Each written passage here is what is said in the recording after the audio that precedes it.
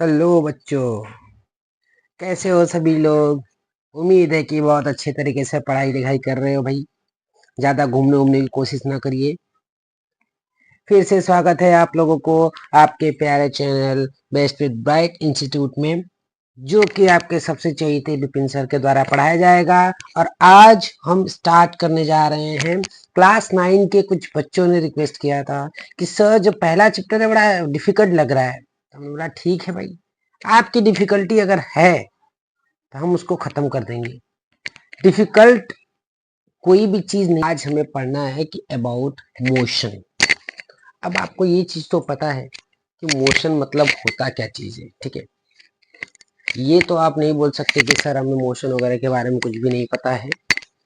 कोई भी चीज आप एक जगह से दूसरी जगह लेके जाते हो, आप भी मोशन करते रहते हो। स्कूल जाना, स्कूल से घर आना, ठीक है, गाड़ियों का चलना। तो यहाँ पे आपको वही पढ़ना है, लॉ ऑफ मोशंस। हर जगह एक लॉ इस्तेमाल की जाती है, एक तरीका होता है, उसका एक रूल बनता है। उस रूल्स के बारे में आज हम पढ़ने वाले हैं। चलिए इंट्रोडक्शंस देख लीजिए। Here we are going to learn about motion and its motion law by Newton's law and some derivation, some rule and formula। अभी देखिए यहाँ पे न्यूटन सर के रूल्स हैं, उसके हिसाब से ही आपको पढ़ना है।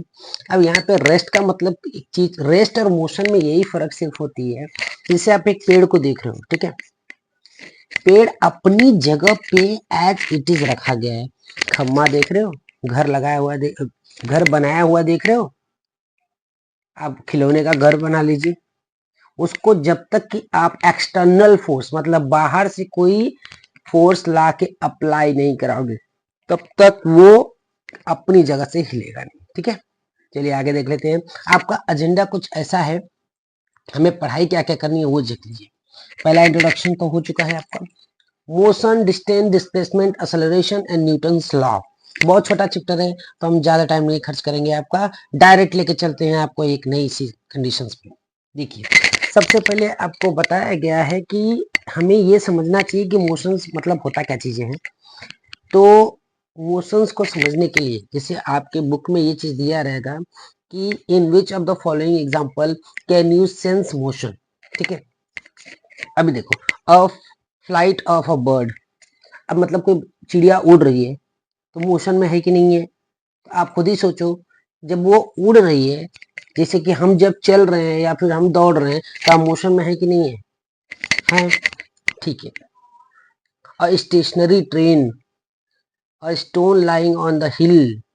अब जैसे कि सिंपल सी बात है भाई, कोई भी पत्थर आप हिल पे रखा गया है, वो अचानक से इसी तरीके से नीचे आ गिर रहा है, तो हम उसको बोल देंगे कि नहीं, it is in under of motion. अब यहाँ पे देखिए व्हाट इज द मोशन, तो आपको समझ में आ गया। अभी हम लोग दूसरी कंडीशन से देख लेते हैं।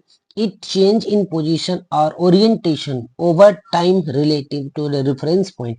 The motion of an object is determined by the sum of all the forces acting on it.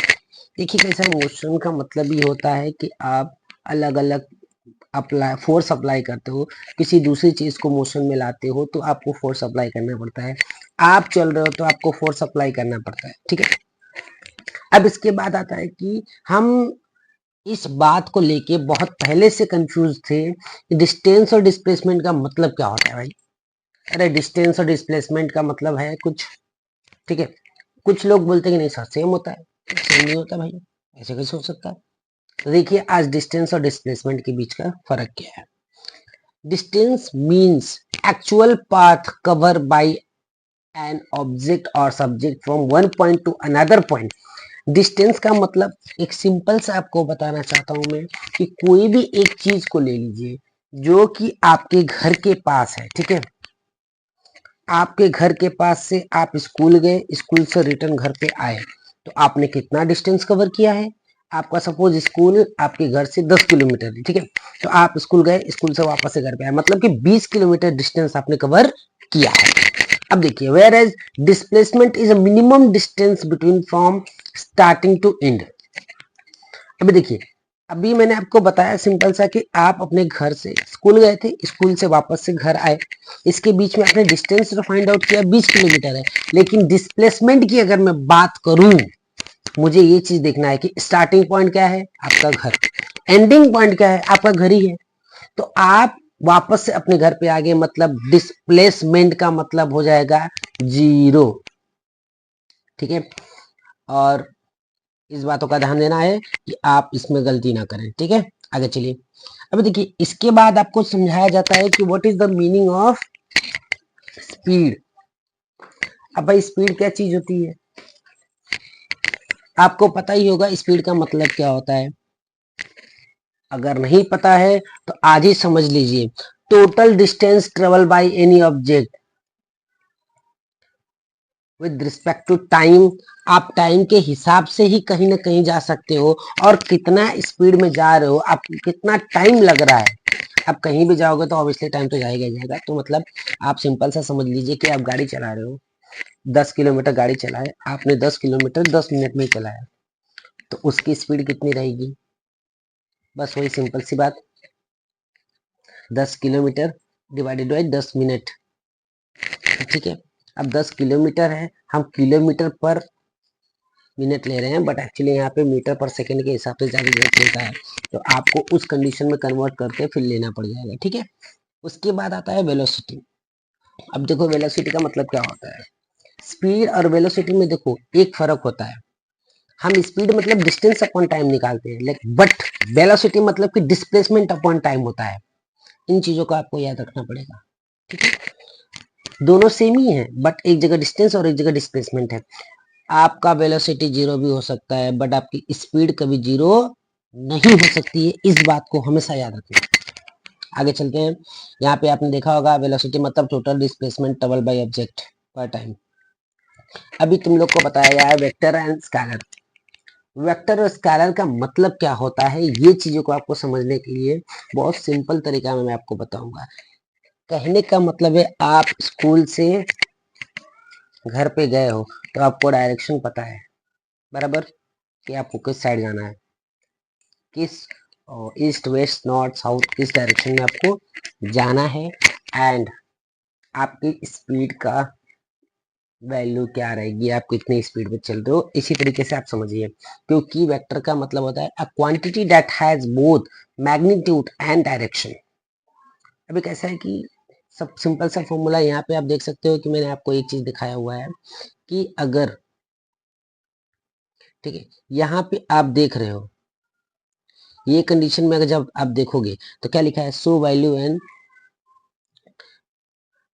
Side direction like 20 kilometre आप चले हो, और डायरेक्शन आपका पता है कि आप कहाँ जा रहे हो। ठीक है, तो वो क्या होगा, वेक्टर होगा। लेकिन अगर उसी को मैं स्केलर कहूँ तो स्केलर में कभी भी हम लोग को डायरेक्शन नहीं बताया जाता है, सिर्फ मैग्नीट्यूड बताया जाता है। ठीक है, जैसे कि हम लोग 20 किलोमीटर चले हैं, किस साइड गए हमको मालूम नहीं है, बट हमको खाली इतना पता है कि हम गए हैं। अब देखो स्केलर, स्केलर में क्या क्या चीजें रहती हैं जिसका कोई डायरेक्शन हम लोग को नहीं परफेक्टली पता होता है। जैसे वैल्यू हो गया टेम्परेचर, टाइम, स्पीड। अभी वेक्टर में देखिए, temperature changing, velocity, weight, thrust. Thrust को मतलब, अभी देखिए वेट कैसा है कि आपका ग्रेविटी के हिसाब से होता है, इसके लिए उसको बताया जाता है। अब इसके बाद हम लोग को पढ़ना है effect of speed and direction and velocity. सबसे सिंपल सी बात, ये बात हमेशा याद रखना कि हमें सिर्फ और सिर्फ मेन पॉइंट्स को पढ़ने हैं। ठीक है, अब मेन पॉइंट्स क्या क्या है इसके, इफ स्पीड चेंज, अगर आप स्पीड चेंज करोगे तो वेलोसिटी चेंज होगी, यस। दूसरा देखिए, if we change direction, direction अगर आप चेंज करते हो वेलोसिटी ऑलवेज चेंज होगी। एंड इसके बाद आपका आता है कि if we change in acceleration, acceleration का मतलब ही होता है वेलोसिटी अपॉन टाइम। अगर एक्सेलरेशन चेंज हो रहा है मींस वेलोसिटी पहले से ही चेंज है, तभी तो एक्सेलरेशन चेंज हो रहा है। आप सिर्फ इतना याद रखना है, speed, direction, displacement and time, acceleration, ये 5 चीजें चेंज होंगी तो वेलोसिटी के ऊपर इफेक्ट पड़ेगा। ठीक है, इसके बाद आता है आपका uniform and non uniform linear motion. अभी देखिए, यूनिफॉर्म का मतलब क्या होता है, कोई भी ऑब्जेक्ट, ठीक है, मूव कर रहा है, कोई भी ऑब्जेक्ट मूव कर रहा है, कुछ इस तरीके से मूव कर रहा है कि 1 घंटे में 1 ही किलोमीटर चल पा रहा है, बट कभी कभी क्या है कि 10 मिनट में 10 मीटर चला, कभी कभी 10 मिनट में 100 मीटर से ऊपर चल गया, कभी कभी मतलब एवरेज ऑफ टाइमिंग, लेकिन ओवरऑल वो 1 घंटे में 1 किलोमीटर ही चलेगा। अभी देखिए, इफ एनी ऑब्जेक्ट मूविंग और covering equal area in equal time intervals then it is uniform. बराबर, टाइम और एरिया क्या होगा उसका, इक्वल कंडीशन में, इंटरवल मतलब कि वो एक इक्वल कंडीशंस में जाएंगे। ठीक है, नॉन यूनिफॉर्म का मतलब देखिए, it is totally opposite to uniform means area and time are not equal. देखिए, ओवरऑल कहने का मतलब क्या है कि आप ओवरऑल किसी भी चीज को निकालते हो तो इक्वल होना चाहिए। इसका मैंने आपको एक कंडीशन दिखाया है, उस हिसाब से आप ध्यान दे सकते हैं कि मैं किस तरीके से आपको बताना चाहता हूँ। ठीक है, ये देखिए मैंने बताया यहाँ पे, देखो टाइम मैंने बताया है, टाइम को समझ लेना कि 1 घंटे में हम लोग इतना किलोमीटर चल रहे हैं। ठीक है, और सेकेंड ऑब्जेक्ट ये है। तो अभी यहाँ पे मैंने आपको ये कंडीशन समझाने के लिए सिर्फ बताया है कि अगर आप देखना चाहते हो, समझना चाहते हो, मतलब कि जब आपने शुरू किया होगा तो जीरो ही रहेगा, ऑब्वियसली है। अभी जब मतलब कि टाइम को 1 घंटा हो गया तो आप 10 किलोमीटर चले, पहला ऑब्जेक्ट कितना चला 10, दूसरा कितना चला 8 किलोमीटर। ठीक है, दोनों के बीच में डिफरेंसेस देखते रहना। 2 घंटे हो गए आपको तो कितना चले 25 किलोमीटर उनका, पहले object total overall 25 kilometre cover कर लिया है, दूसरा कितना किया है 22 किलोमीटर कवर किया। फिर 3 घंटे हो गए, 3 घंटे में 40 मिनट कवर किया, यहाँ पे भी 40 मिनट कवर किया, यहाँ पे 4 घंटे में इन्होंने 20 किलोमीटर कवर किया और इसने 25 किलोमीटर कवर किया। अब देखो ओवरऑल की अगर मैं बात करूं तो हम लोग को कितना ओवरऑल टाइम कितना गया है वो तो जान दो। यहाँ पे मैंने आपको 1 से 5 तक बताया है और पहले पॉइंट को 0 ले लिया है। इसके लिए मैंने क्या किया कि वो 1 2 3 4 5 किया है, 5 घंटा टोटल किया है। अब देखो ओवरऑल की बात अगर मैं करूं तो ओवरऑल जो फर्स्ट ऑब्जेक्ट है उसने कितना कवर किया 95 किलोमीटर कवर किया, कितने घंटे में 5 घंटे में। बराबर, अब सेकंड की बात करते हैं। सेकंड में देखिए आपने टोटल ओवरऑल चेक करोगे तो 95 किलोमीटर ही उसने कवर किया है, उसने भी 5 घंटा ही लगाया है, बट अंदर की बात करोगे तो थोड़ा सा वैल्यू उनकी चेंज रहता है। ठीक है, आप समझ गए यूनिफॉर्म एंड नॉन यूनिफॉर्म। चलिए अभी मैं आपको कुछ कंडीशंस और बताऊंगा अगली बार। देखिए अभी फिलहाल में मैं अपना लेक्चर्स कंप्लीट कर रहा हूँ, अगले वीडियोस में ये कंप्लीट किया जाएगा, क्योंकि आपको मुझे सबसे इम्पोर्टेंट चीज़ ग्राफ कैसे बनाना है, कैसे आप लीनियर ग्राफ वगैरह बनाते हैं या फिर कैसे ग्राफ में आप वैल्यू पुट करते हैं, किस तरीके से ग्राफ को आपको बनाना चाहिए, कैसे वैल्यू देते हो कैसे नहीं, उन सब चीज़ों को मैं बताऊंगा। एक्सेलरेशन के कुछ फॉर्मूलेज हैं, उन सब चीज़ों को हम लोग पढ़ेंगे। ठीक है, अब इसमें देखोगे तो अभी हम लोगों ने अपने लेक्चर को कंप्लीट कर लिया है, तो उम्मीद करता हूँ जितना आज आप पढ़ रहे हो, जितना आज आपने देखा, उन सब चीज़ों को लेके क्लियर हो जाओगे। Make a notes and try to complete your homework. बहुत कोशिश करना पड़ता है, बहुत उम्मीदें रहती हैं बच्चों के साथ कि बच्चे कुछ ना कुछ नई चीज़ें सीखेंगे। ठीक है, चलो मिलते हैं बहुत जल्द और एक नई उम्मीद के साथ।